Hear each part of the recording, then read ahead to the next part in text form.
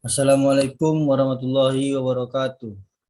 Perkenalkan, nama saya Salman Al-Farisi, NIM 21042347, jurusan Ilmu Administrasi Negara.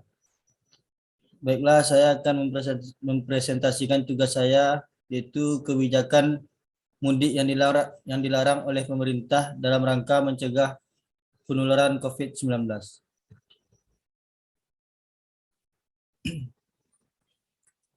Pemerintah memutuskan untuk melarang mudik tahun ini. Hal ini untuk mengantisipasi adanya peningkatan kasus COVID-19. Menteri Perhubungan Budi Karya Sumadi mengatakan, Menteri PMK telah menetapkan larangan mudik dari 6 hingga 17 Mei 2021.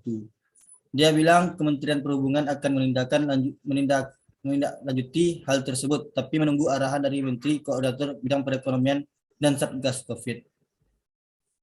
Oleh karenanya, Kementerian Perhubungan secara konsisten akan menindaklanjuti secara lebih detail.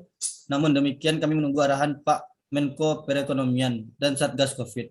Karena Satgas yang akan memberikan satu SE dan kami akan menindaklanjuti dalam PM. Katanya dalam paparan media yang disiarkan melalui channel YouTube Sekretariat Kabinet, Rabu tanggal 7 bulan 4 2021. Berdasarkan data Satgas COVID-19, libur Idul Fitri tahun lalu telah mengakibatkan kenaikan rata-rata jumlah kasus harian 68-93% dengan penambahan kasus harian 413 sampai dengan 559, serta jumlah kasus mingguan berkisar 2.889 sampai 3.917.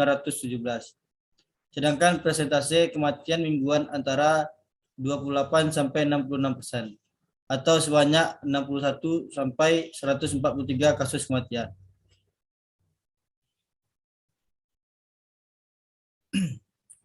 Menteri Koordinator Bidang Pembangunan Manusia dan Kebudayaan Muhadjir Effendi menyatakan bahwa perlu langkah-langkah tegas dalam menanggulangi masalah peningkatan kasus COVID-19. Khusus kali ini yaitu menjelang masa libur dan cuti bersama Idul Fitri 1442 Hijriah.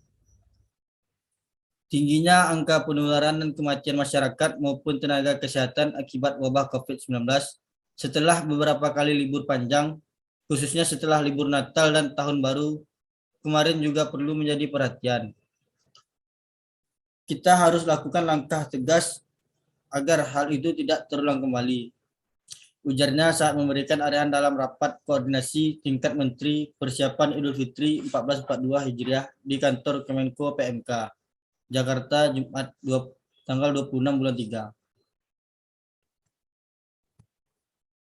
Sementara itu, Menteri Kesehatan Budi Gunadi Sadikin saat rapat mengutarakan bahwa setiap kali liburan selalu ada peningkatan kasus antara 30-50%, baik dari kasus terkonfirmasi positif maupun kasus aktif COVID-19.